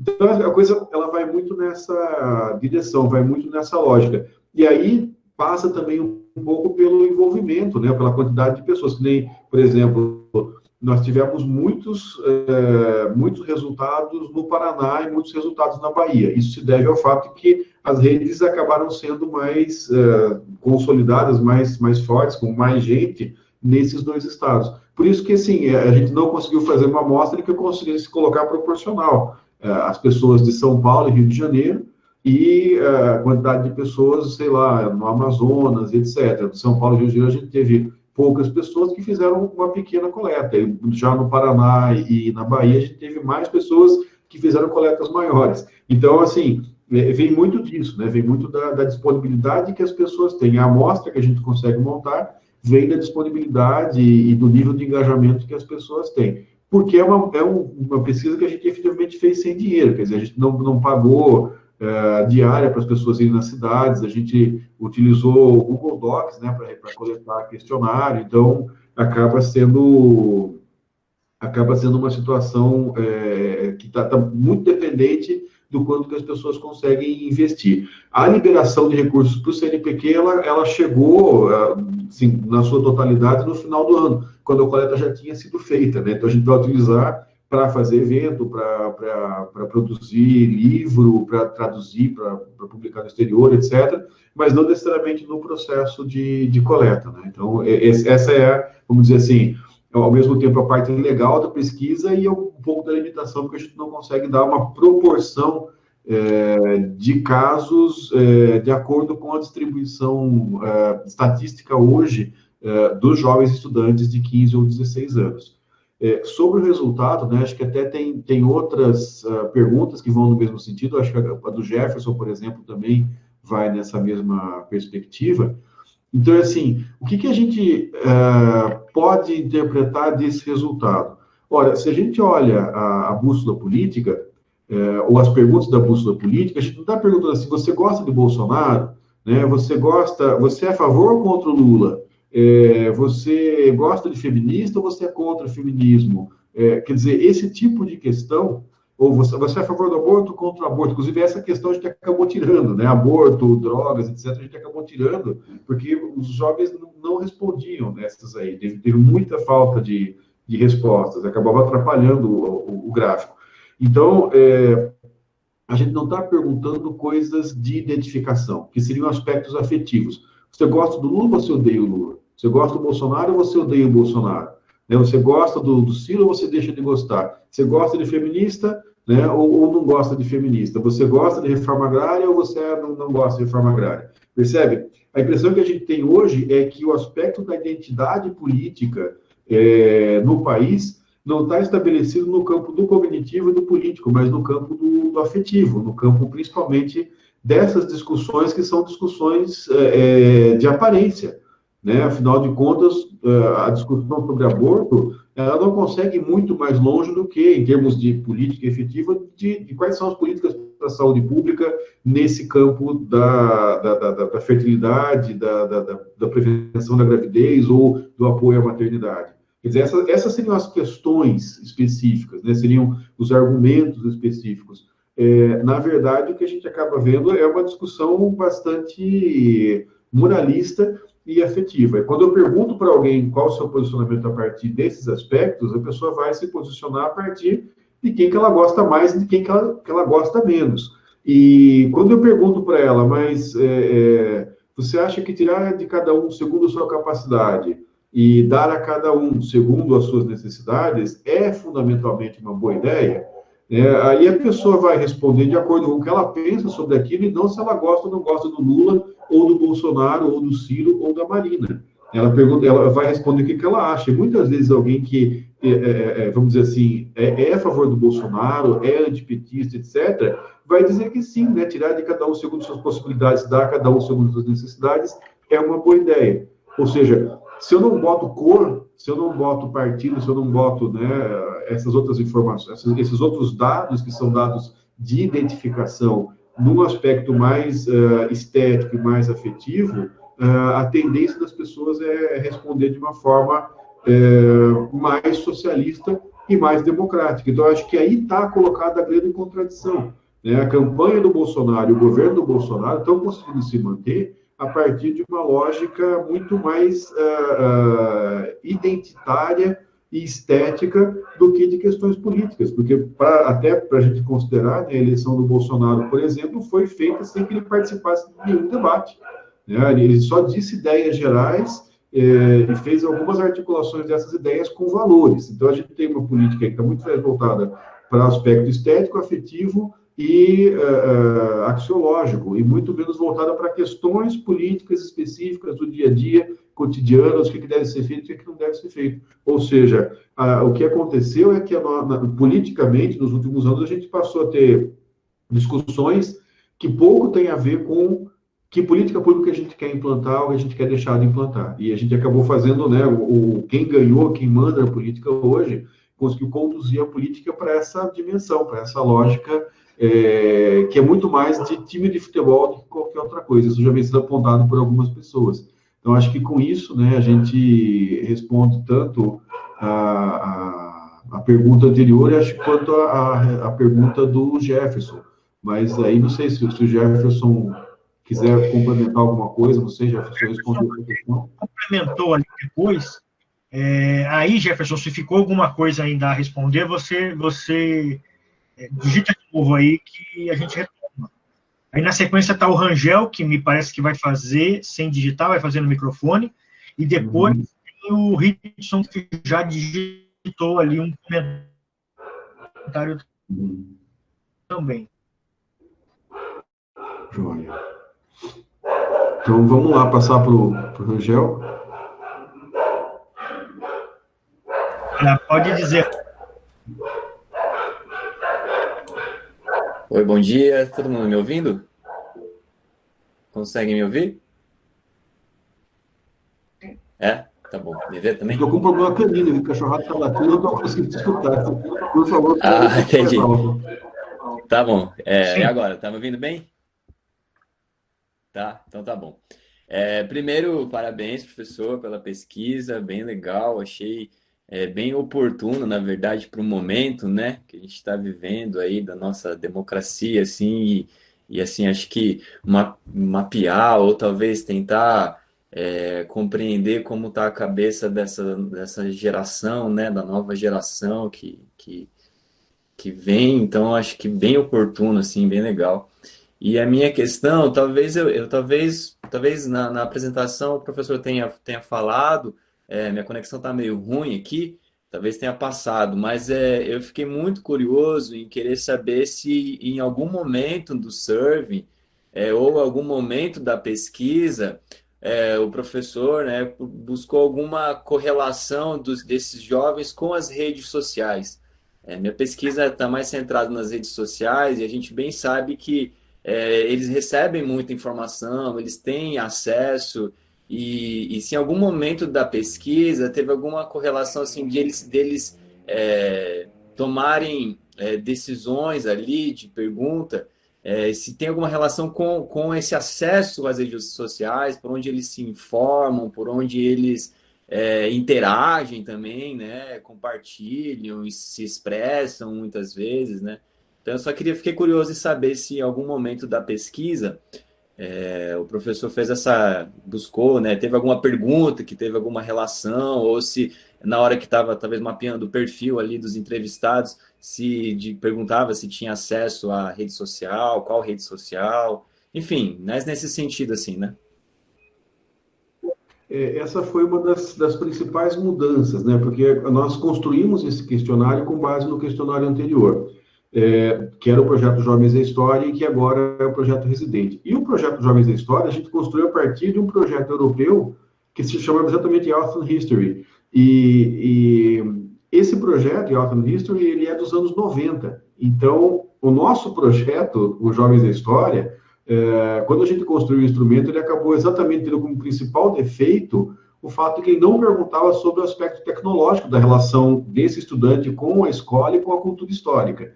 E aí, quando a gente construiu o projeto Residente, principalmente, assim, todo mundo lembrou disso, mas acho que a principal pessoa que interferiu para que a gente tivesse esse tipo de pergunta foi a professora Alexia Franco, que é da Federal de Uberlândia, e que é estudiosa exatamente da relação do jovem com as tecnologias, né? E aí a gente acabou perguntando, existem duas perguntas, e aí a gente vai pegar o aspecto afetivo e o aspecto cognitivo, porque a gente pergunta assim, das várias formas que a história aparece, quais você mais gosta? E aí a gente vai elencar várias para a pessoa colocar lá, não gosto nada, gosto pouco, sou indiferente, gosto e gosto muito.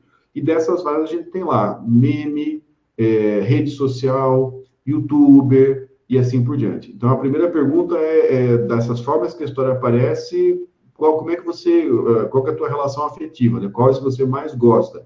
E aí a pergunta seguinte dessas mesmas formas que a história aparece, em qual você mais confia. E o dado preliminar, e ainda a gente não chegou a fazer análises mais aprofundadas, é só uma análise ali de distribuição mesmo, é que comparando uma com a outra, por exemplo, os jovens, eles gostam muito dos YouTubers, eles gostam muito dos memes, eles gostam muito das redes sociais, então está lá em cima em termos de avaliação afetiva para eles. Mas quando a gente pergunta, você confia nesses aspectos aí, nessas fontes, para formar o seu pensamento em relação à história, aí eles caem lá embaixo. E a relação, assim, com livro didático, com livros de história, com as falas dos professores, esteticamente eles não gostam, quer dizer, eles têm uma relação afetiva negativa com esses formatos, mas em termos de confiança eles têm uma relação muito positiva. Então, assim, eu acho que essa pesquisa é a pesquisa das boas notícias, né? Porque a gente pode dizer para o professor, ele não gosta de aprender história com você, mas a história que ele aprende com você é a história que ele mais confia. Não é a história que ele mais gosta de aprender, mas é a história que ele mais confia. Então, isso, de certa forma, resgata, né, o papel do professor e não é que resgata o papel do professor, mostra para a gente, né, deixa evidente para a gente que o professor tem um papel importante no ensino para o aluno. Que quando a gente olha a partir da campanha de 18 e a gente viveu em 2019, com escola sem partido, esse tipo de iniciativa, a gente tem a impressão de que a coisa é o contrário. Inclusive, os relatos que os professores, inclusive professores que participaram, né, coletando dados e fazendo análise nessa pesquisa, eles trazem essa impressão de que na escola estão sob cerco e que os estudantes não confiam mais no que eles falam, não só não gostam, como não confiam. E essa pesquisa aponta o contrário, que isso é, vamos dizer assim, uma coisa mais aparente, que alguns jovens de direita mais militantes acabam produzindo essa impressão de que o professor não está cancelado, quer dizer, ele não tem mais o que dizer, ninguém mais presta atenção no que ele tem a dizer, mas na realidade a coisa é diferente, né? Eu acho que isso que é interessante da pesquisa quantitativa, ela te permite olhar aquilo que não é aparente nessas relações sociais, quando a gente vai partir da nossa impressão. Quer dizer, a nossa impressão é baseada naquilo que a gente vive. E aquilo que a gente vive pode ser baseado na superexposição de determinados grupos que vão passar uma impressão para a gente. Só que os grupos que não estão falando, quer dizer, os grupos que não estão confrontando, estão presentes ali também têm sua opinião e acabam sendo maioria. Então, é basicamente isso que a gente acabou encontrando, né, em relação a esses aspectos. Mas também é um material que merece mais estudo, mais análise, mais trabalho em cima. Aí tem um comentário do Ridson sobre Quantiquali, que acho que você falou rapidamente, mas em outras oportunidades você já tinha tocado nesse ponto, né? Acho que é uma questão interessante também. Uhum.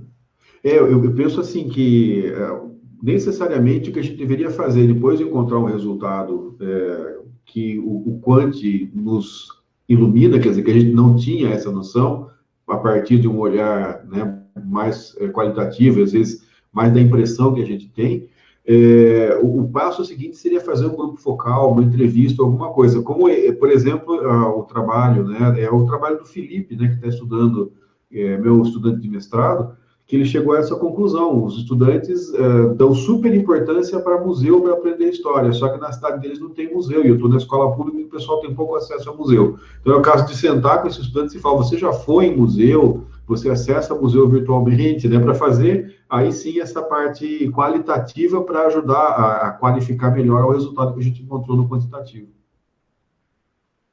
Ok. Aí tem uma pergunta da Andressa.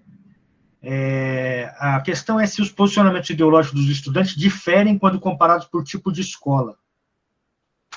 A gente não fez esse cruzamento para essa coleta de dados.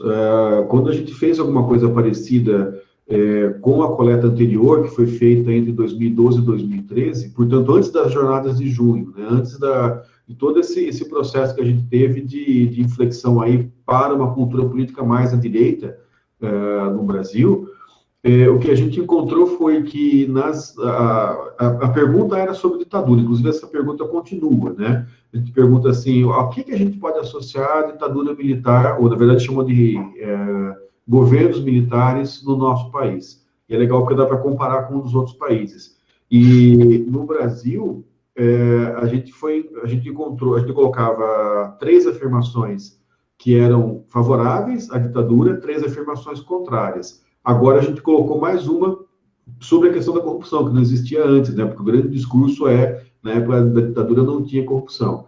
Então a gente incluiu essa questão também. Mas aí a gente chegava a uma média de quanto que se admirava e do quanto que se rejeitava a ditadura militar. E nos colégios de periferia, a admiração à ditadura era maior. E nos colégios particulares, principalmente particular laico, a rejeição à ditadura era muito maior. Então, isso traz um aspecto interessante para a gente pensar nessa perspectiva, né? É lógico que eu não estou falando ali de colégios de elite, aqueles colégios caríssimos, de super elite, que nesse a gente não conseguiu efetivamente entrar. Mas esses colégios particulares de classe média, a gente vai acabar encontrando essa correlação de maior valorização da democracia. Então, esse é um aspecto também que coloca a gente para pensar. Eu acho que a impressão que eu tenho é que se a gente for fazer esse tipo de análise hoje, com esses dados coletados em 2019, eu imagino que a gente vai encontrar resultados parecidos, né? Quanto mais baixa a situação socioeconômica dos sujeitos, mais eles tendem a apoiar alternativas autoritárias. Mas é uma coisa para fazer. E a Rafaela emenda a pergunta da Andressa e gostaria de saber se há também diferenças significativas em relação ao gênero dos estudantes. Isso eu fiz ao vivo, né? Na segunda-feira o pessoal da UniOeste chamou para a gente fazer uma fala online do pessoal da história lá de Marechal Rondon, e aí, enquanto eles faziam a pergunta, eu rodei assim rapidinho online, e a resposta é muito interessante. É muito evidente, né, essa perspectiva. O gênero masculino é muito mais... na verdade, tem uma questão de gênero para discutir aí, que a gente ficou discutindo 1 ano se a gente ia colocar masculino e feminino, ou se a gente ia deixar em aberto, ou se a gente ia colocar várias coisas e tal. E o que a gente fez, no final das contas, foi colocar masculino e feminino, pensando no sexo biológico, e deixar aberto para que eles não respondessem se eles não se sentissem satisfeitos, né, ou contemplados com masculino e feminino. Então, a gente tem 3 categorias, masculino, feminino e não respondeu. O que a gente percebe é o seguinte: no masculino, eu tenho uma tendência muito mais forte para o autoritarismo e para o individualismo. No feminino, eu tenho o contrário, né, uma tendência muito mais forte para o socialismo e para a democracia. E o terceiro gênero lá acaba ficando uma situação intermediária. Eles ficam entre os meninos e as meninas, em termos de posicionamento, os meninos e meninas não, entre os que se assumem femininos ou masculinos, e aí a posição acaba ficando intermediária. Então, acho que talvez um dos problemas da humanidade seja a testosterona. Nós tínhamos rodado isso também, né? Você lembra? Acho que foi sim, foi com o seu questionário, que nós rodamos e tinha aparecido mesmo que as meninas eram mais democratas e coletivistas, né? Que acho que é um termo menos carregado de problemas do que socialista na pesquisa, né? Então, é o coletivismo versus o individualismo, e, de fato, as meninas tinham respostas muito... Isso aí. Aí tem mais um comentário do Rickson, né? Falando sobre o Jedi e a atividade aí da pesquisa. E acho que estamos sem novas perguntas.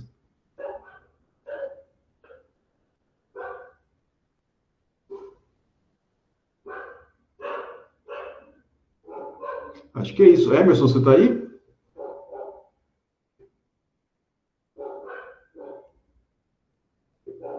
Pode ter travado a internet para o Emerson, pessoal. Vamos dar um tempinho para ver se a gente tem mais algum encaminhamento aqui.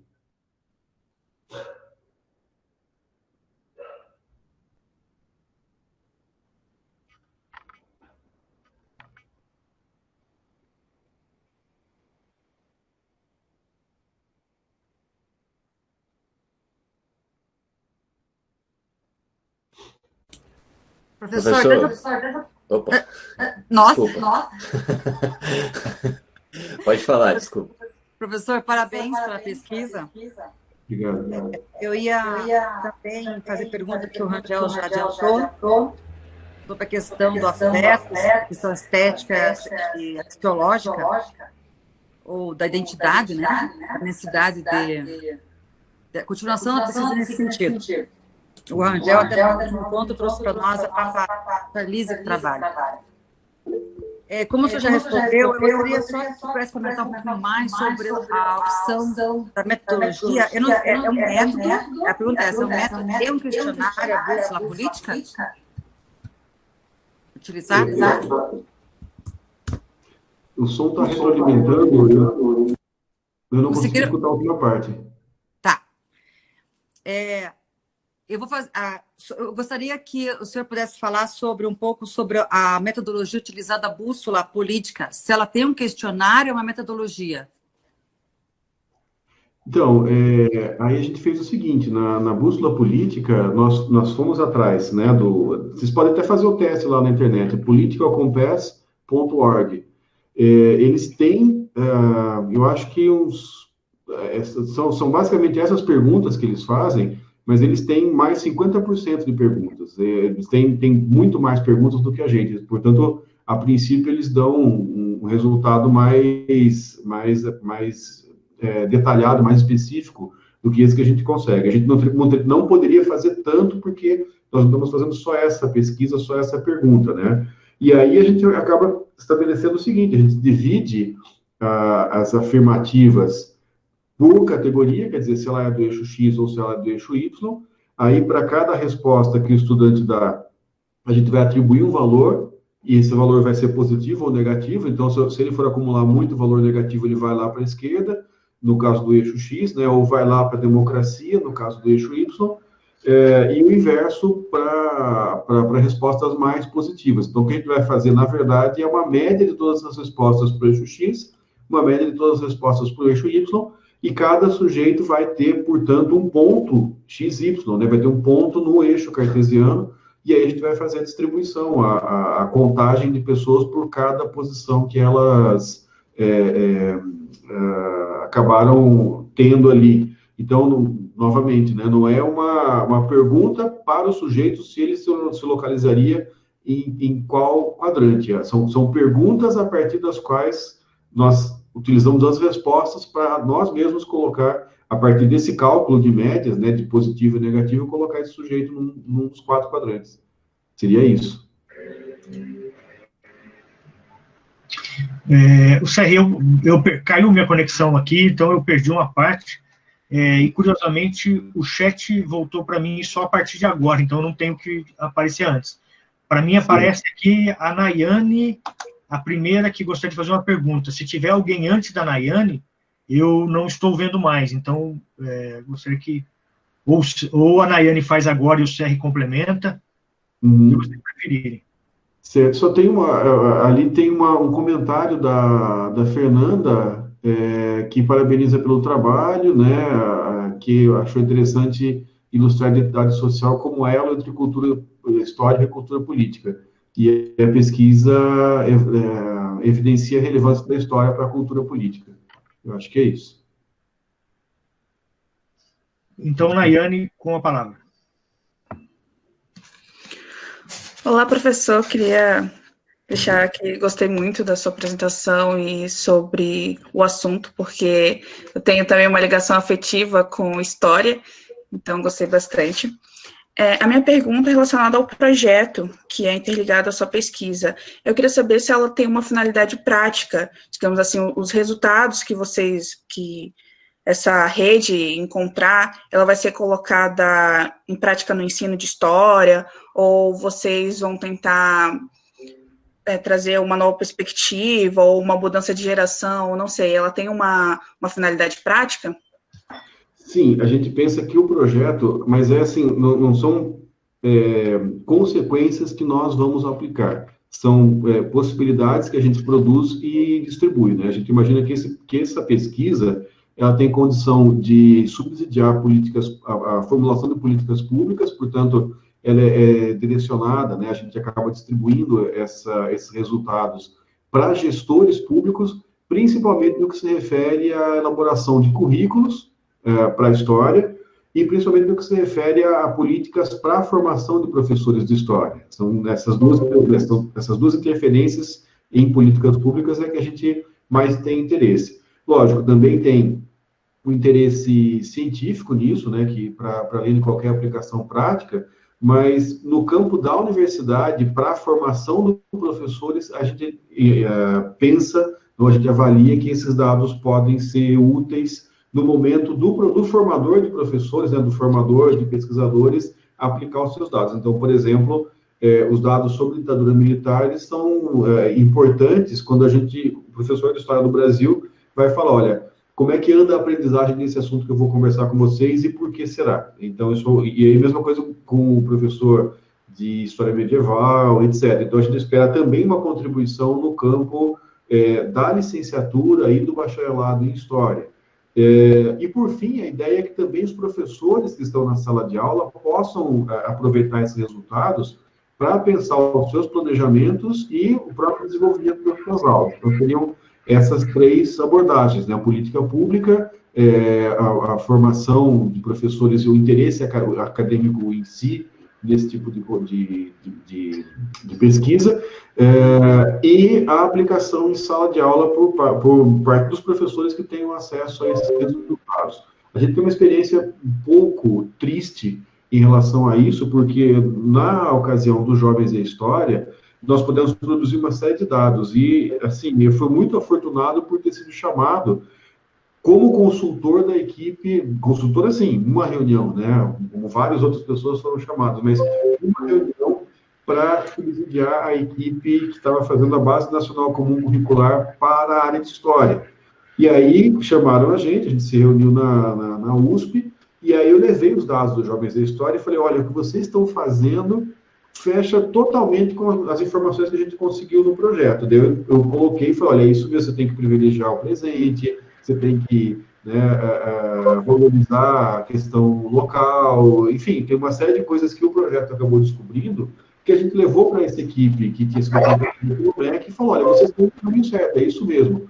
E é muito triste, porque essa equipe caiu da primeira para a segunda versão. Quer dizer, quando eles entregaram o projeto, o ministro, na época, o Renato Gilini Ribeiro, disse que estava ruim, que não era isso, que era muito pouco eurocêntrica a proposta que eles estavam fazendo. Aí veio o Luiz Mercadante, da sequência, e também desvalorizou a proposta de história.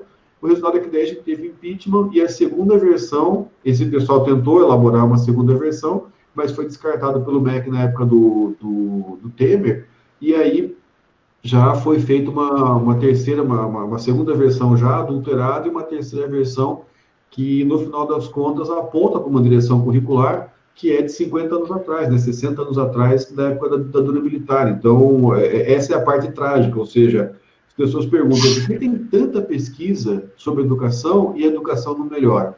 Esses são os motivos, né? Porque a pesquisa em educação não é levada em consideração, ou assim, até é levada em consideração, mas a gente tem esse atropelo aí, essas disputas políticas, né, na educação, que não levam em consideração os aspectos técnicos, acadêmicos, científicos, e não respeitam as pessoas que levam isso em consideração. Isso é uma política pública de muito má qualidade, e, portanto, né, esse é um dos motivos que explicam isso.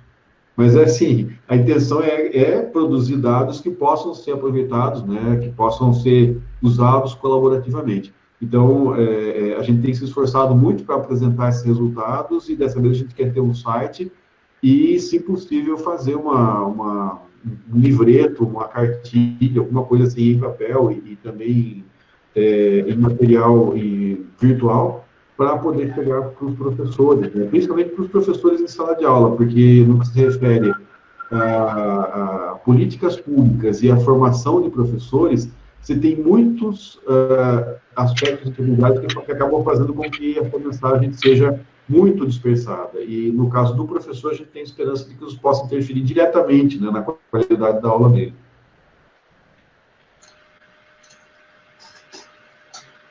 Bom, a Jamaíra te parabeniza. Obrigado, Jamaíra. Alguma questão mais?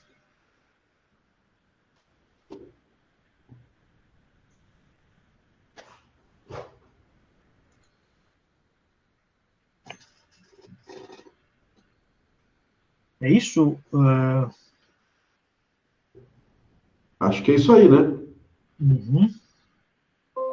Beleza? E, bom, então eu só gostaria de dizer umas palavras aqui finais para essa sessão de apresentação do relatório do pós-doc do professor Serri, que primeiro dá satisfação, né, de ter participado, ainda que de maneira muito pontual, dessa pesquisa, que é uma pesquisa que tem um fôlego muito maior que um estágio de pós-doutorado de um ano, e com resultados, com um grupo muito consolidado de pesquisadores, e principalmente também é importante citar a iniciativa do Serri em buscar essa conexão entre a história e a ciência política quando aparece a questão da cultura política